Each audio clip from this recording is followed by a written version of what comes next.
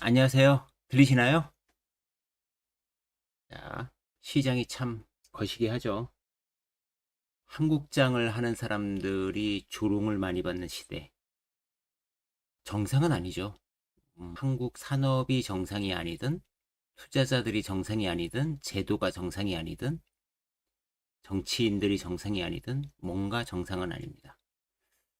그런데 과도한 하락은 항상 또 새로운 기회였던 것 같아요. 그래서 조금만 더 집중하면 수익이 나지 않을까? 네, 그렇게 생각하고 있고, 이제 우리가 다뤘던 섹터들 중에서도 올해 정말 퍼포먼스가 좋았던 섹터들도 있잖아요. 원자력도 그렇고 몇 개 있는데요. 물론 그게 이제 전체 주력인지 아닌지에 따라서 약간 희비가 엇갈리겠지만, 그래서 올해 말 내년도에 조금 더 집중하면 훨씬 더 좋은 결과가 올 거다. 그런 생각은 변함이 없습니다. 글쎄, 올해 손실인 분들이 대부분이겠지만 간혹 또 수익인 분들도 계실 거예요. 뭐 예를 들어서 원자력을 좀 많이 갖고 있었다던가, 원자력은 뭐 올해 2배 이상 올랐으니까, 음, 아니면 바이오를 좀 들고 있다던가, 뭐 이러면 좀 좋았겠지 올해. 그러니까 분명히 내년도 기회는 있거든요. 더군다나 많이 빠져 있잖아요. 많이 빠져 있으니까 여기서 몇 개만 잘 골라도 굳이 옳은 거를 선택할 필요도 없고, 빠져 있는 건 몇 개만 잘 골라도 큰 수익이 올 것 같아요. 기회는 항상 있다. 투자자들은 긍정적인 마인드로 세상을 바라볼 필요가 있다. 내년에는 한 세 자리 한번 해보자고. 100%를 목표로. 그게 반도체일 수도 있고, 올해 이렇게 많이 빠졌으니까 내년에 지수가 30%만 올라도 20%만 올라도 100%짜리 아주 엄청 많을걸요. 네. 그런 생각이 듭니다. 그래서 저도 조금 더 집중하고, 여러분들도 좀 더 집중하고, 그래서 같이 산업 공부 계속 해 나가면서 기회를 엿보았으면 좋겠습니다. 자, 준비됐죠? 이제 2024년 10월 23일 시작해 보겠습니다. 본 영상은 특정 종목이나 특정 금융상품을 권유 혹은 유도하는 내용이 아닙니다. 본 영상에서 언급되는 투자 대상은 예시의 하나일 뿐 투자 권유가 아닙니다. 본 자료에서 사용되는 글과 말은 정확성과 완전성을 보장하는 것은 아닙니다. 따라서 모든 투자는 본인 책임하에 결정하셔야 합니다. 오늘 첫 번째 주제는 재건 방산입니다. 챗GPT로 그림을 그리다 보면 최근 들어서 굉장히 많이 퀄리티가 올라간 걸 알 수 있습니다. 옛날에는 어떤 예시의 그림을 올리던가 프롬프트를 굉장히 잘 써야지 섬세하게 나왔다면 지금은 어느 정도만 돼도 잘 나옵니다. 그래서 지금 이 그림도 챗GPT가 아주 손쉽게 만들어주고 있는데요. 여러분들도 사용해 보셔서 다 아시겠지만 굉장히 많이 발전하고 있습니다. 제가 방산을 말씀드렸던 게 지난 10월 2주차 강의였습니다. 지금 이것은 흑표 K2 전차고요. 우리의 자랑스러운 자주포 K9 자주포입니다. 그때 K2 전차와 K9 자주포가 어느 나라로 수출되고 있는지도 말씀드렸고요. 그 다음번에 제가 비중 있게 말씀드렸던 내용은 유도무기였습니다. 유도무기면 LAMD부터 천공2, 천공3, LSAM, 사드 우리는 이렇게 수많은 유도무기 체계를 갖고 있고 또 완성해 나가고 있습니다. 지금 배치된 것도 있고요. 또 보시면 LSM은 2025년에 양산 예정입니다. 그리고 천공3는 2034년 돼야 됩니다. 그러니까 우리가 지금 많이 판 게 천공2. 최근에 많이 판 거죠. 2020년 최근에 만들어져서 실전 배치된 지 몇 년 됐으니까 검증도 된 요 무기 체계를 많이 팔았습니다. 또 지금은 드론 잡는 비공, 신공 이런 것들도 나오죠. 네, 이런 것들도 그때 설명을 드렸습니다. 갑자기 푸틴이 휴전 협상이 가능하다고 하면서 우크라이나 재건주가 폭등을 했습니다. 트럼프는 우크라이나 전쟁을 바로 멈추겠다고 했으니까요. 푸틴하고 우크라이나만 합의하면 전쟁은 멈춥니다. 지금 푸틴이 조건은 두 가지입니다. 나토 가입을 포기하고 지금 현재 러시아가 점령 중인 우크라이나 영토를 대부분 수용해라 라는 거고요. 지금 러시아가 우크라이나 영토를 한 18% 정도 장악하고 있어요. 도네츠크, 루안스크, 자포리, 헤르손 뭐 대부분의 영토를 갖고 있는데요. 이런 이슈 때문에 많이 올랐던 회사들이 실제로 EPS가 오르는, 그러니까 이익이 실제로 발생하는 확률은 크게 낮죠. 그 중에 진짜도 있겠지만 대부분이 테마입니다. 그러니까 설령 이런 테마는 단기적인 거고 사람들의 변심에 따라서 항상 시세가 급변하니까 저 같은 경우는 안 하고 있습니다만 혹시 하시더라도 조심하셔야 됩니다. 과거의 우크라이나는요, 크림 반도를 빼앗겼죠. 러시아가 크림 반도를 점령할 때는 크림 대교를 통해서 점령을 하고 통치를 했습니다. 그러니까 러시아하고 크림 반도는 다리 하나로 연결되어 있었습니다. 물론 이 다리가 크니까 왕래는 잘했죠.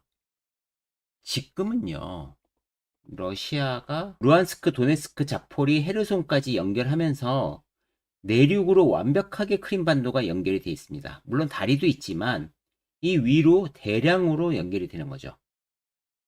이것을 러시아 영토로 인정해 달라고 하니까 우크라이나는 사실 쉽지는 않습니다. 그런데 전쟁이 너무 길어지니까요. 우크라이나 내부에서도 협상을 좀 해라. 그러니까 영토를 100% 양보한다는 것에 찬성하는 여론은 아니지만 협상을 좀 해서 휴전해보자. 이러고 있는 거고요. 협상을 하게 되면 상식적으로 우크라이나 영토를 다 갖고 올 수는 없겠죠. 어느 정도 양보할 거냐가 관건입니다. 그 와중에 바이든은요, 우크라이나 부채 46억 달러를 탕감하려고 하고 있습니다. 도대체 미국은 우크라이나한테 얼마나 많은 지원을 했는지 알아보면 이게 지금 2024년 8월이거든요. 8월에 보시면 557억 달러를 지원했어요. 그런데 이 중에서 46억 달러는 탕감해 주겠다. 지금은 얼마냐? 지금은요, 이때보다 훨씬 더 많이 늘었습니다. 610억 달러. 그러니까 거의 60억 달러, 53억 달러가 석 달 만에 늘었어요. 어마어마하게 지원이 많이 되는 겁니다. 53억 달러입니다. 자, 이렇게 많이 지원이 되는데요. 우크라이나는 이게 무기로도 받지만요, 현금으로도 많이 받아요. 그래서 작년 기사를 찾아보면 어떤 기사가 있냐면, 지원금이 끊기면 공무원, 군인들 월급도 못 준다. 재정이 파탄된다는 거죠. 미국이 이렇게 많이 부담하는데 이 돈을 유럽만이 부담하기는 어려울 거고요. 결국은 미국이 돈을 안 준다면 우크라이나는 시간의 문제지 휴전 협상을 할 수밖에 없는 것도 상식적입니다. 그래서 재건주가 올라가는 것도 이해는 합니다. 그러니까 방산주는 빠지고 재건주는 올라가는 거죠. 단기간에 그럴 수는 있습니다.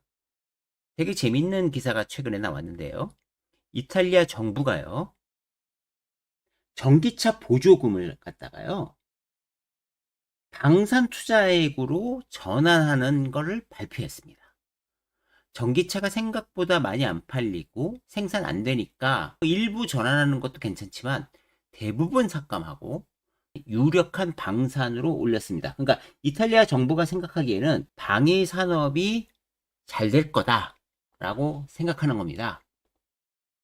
우리는 익히 압니다. 트럼프 대통령이 방위 산업을 어떻게 대하는지, 그러니까 각 나라별로 일정 금액 이상의 비율로 자주 방위를 하라는 거고, 그것들은 결국은 예산을 많이 써서 방산 수요를 늘리는 거잖아요. 각 나라가, 그러니까 미국이 도와주지 않아도 나토가 좀 한다던가, 한국도 분담금을 많이 내던가, 아니면 미군을 축소하던가, 이런 것들로 통해서 미국 자체의 비용은 줄이고 각 나라가 부담을 더하게 하겠다는 거잖아요. 그러면 결국은 방위 산업은 잘 될 수밖에 없습니다. 그러니까 생각해 보시면, 러시아, 우크라이나가 만에 하나 휴전을 해서 방위 산업이 많이 빠진다면 오히려 기회가 될 수도 있습니다. 더군다나요, 이스라엘이 말은 잘 안 듣지만 어쨌든 이스라엘 헤즈볼라 휴전 논의도 진행 중입니다. 자, 트럼프 키워드는 우리가 다 알아요. 그러니까 러시아, 우크라이나는 휴전이 될 가능성이 높고요. 이스라엘, 이란은 휴전이 된다는 근거는 강하진 않습니다. 어쨌든 휴전이 되더라도요, 자주 국방 육성해야 되고 현대화는 계속해야 됩니다. 또 미국하고 러시아, 중국, 북한, 이란하고의 이 경계선은 확실하죠. 더군다나 나토는 국방비를 더 써야 될 것이고요. 이것들은 확실합니다. 그러니까 전 세계적으로 방위 산업은 잘 될 수밖에 없는 거죠. GDP 3% 이상을 하라는 거잖아요. 과거에 트럼프 집권 시절에 보시면 이 성장률이거든요. 그러니까 증감했던 걸로 보시면 2019년까지 확 증가를 해버려요. 그러다가 코로나 시국에 빠지죠. 이때는 바이든이 집권하고 나서죠. 그 다음번에 또 늘어나는데 이것들은 뭐죠? 전쟁이죠. 자, 앞으로는 GDP 3.0이 돼야 되니까 15.1에서 39까지 올라가야 되는 겁니다. 굉장히 많이 올라가야 되는 거죠. 물론 한 번에 3%로 가진 않겠지만 국방 예산은 폭발적으로 늘어나야 됩니다. 그러면 우리가 돌이켜보자고요. K방산이 왜 잘 됐었냐? 라고 한다면요. 미래에셋 리포트인데요. K방산은요, 일단 가성비가 좋고 대량 발주 납기를 우리는 제조업이 발달된 나라라서 납기를 잘 맞춰줄 수 있고 한국에서 검증된 무기 체계를 가져가고 있고 한국은 계속적으로 방산을 해서 최신 무기들이 있고 싸게 빨리 공급할 수 있으면서 기술 이전 현지 생산도 제공할 수 있습니다. 그러니까 우방국 입장에서는 한국이 좋습니다. 자, 이런 과정에서 유럽이 나토가 국방비를 올리는데 모든 것을 자국이나 미국이 될 수 있을까요? 한국의 역량들이 또 침투할 수 있습니다. 최근에 수주 잔고를 보시면요, 이렇게 올랐어요. 한국이. 그러니까 2022년부터 획기적으로 올라갔지 않습니까? 이게 천천히 오르다가 확 올라간 게 지금입니다. 앞으로 더 오르겠죠. 영업이익 보시면요, 깜짝 놀랍니다. 영업이익 증가를 보십시오. 자, 5개사 합쳐서입니다. 622였는데요. 지금 보시면 2,500이 아닙니까? 4배가 늘었습니다. 4년 만에. 자, 앞으로는요, 4,000. 7배입니다. 물론 주가도 많이 올라왔어요. 하지만 수주 잔고가 많기 때문에 EPS가 계속 올라오는 비즈니스는 맞다. 미래에셋 자료가 잘 나왔으니까요. 좀 보시면 되고요. 수주잔고 시가총액이 엄청나게 올라갔죠. 우리나라는 수주잔고가 늘면서 시가총액이 확 늘었습니다. 유럽도 늘었고요. 자, 방사는 이제 이런 형식을 갖고 있습니다. 주가 퍼포먼스도요, 당연히 수주가 는 만큼 늘었죠. 엄청나게 한국은 가파르게 올라왔습니다. 지금 한국 주가는 주황색이고요. 검정색은 유럽이고요. 회색은 미국입니다. 미국 대비 한국은 어마어마하게 올라왔죠. 왜냐면 없던 데서 이렇게 수주가 많이 폭발적으로 늘었으니까요. EPS도 마찬가지로 이렇게 늘어나는 겁니다. 그런데 허추이를 보시면 높지 않습니다. 물론 미국은 유동성이 풍부한 나라니까 높게 받아야죠. 근데 한국은 높진 않다. 그러니까 이런 상태에서 만약에 휴전으로 빠진다면 좋은 종목을 고를 수 있는 기회는 온다. 이렇게 보시면 되고요. 최근 들어서 미국 군함 얘기 많이 나오잖아요. 미국 군함이 지금 아무리 뛰어나다 하더라도 격차가 너무 많이 벌어졌습니다. 자, 이렇게 격차가 벌어지는 것을 용납할 수는 없죠. 그러니까 선박 건조 능력이 좋은 한국과 일본이 어떤 역할을 해줘야 됩니다. 다시 한번 정리해보면 나토뿐만 아니라 한국도 국방 예산은 급증할 수밖에 없다. 국방 예산이 급증하는 과정에서 다 미국산으로 채울 수는 없으니까 자국산이나 기타 부분이 증가할 수밖에 없다. 이렇게 보시면 되고요. 이탈리아는 전기차 보조금까지 국방으로 지원한다. 이렇게 보시면 됩니다. 첫 번째 강의 여기서 마치겠습니다.